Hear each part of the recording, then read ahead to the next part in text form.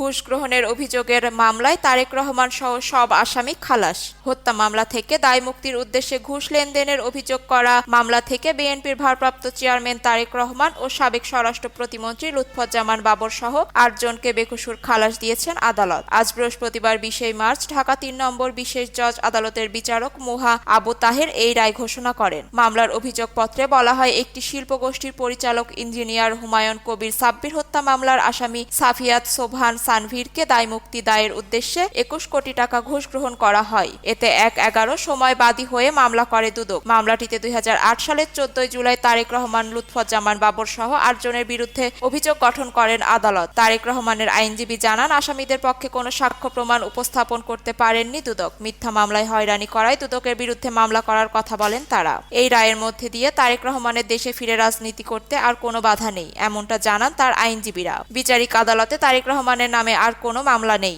ভিডিওটি ভালো লাগলে লাইক, কমেন্ট এন্ড শেয়ার দিয়ে আমাদের পাশে থাকবেন। ধন্যবাদ।